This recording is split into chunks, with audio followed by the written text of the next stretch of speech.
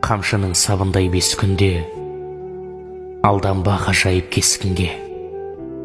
Сенуге болады өзіңе, сенуге болмайды ешкімге.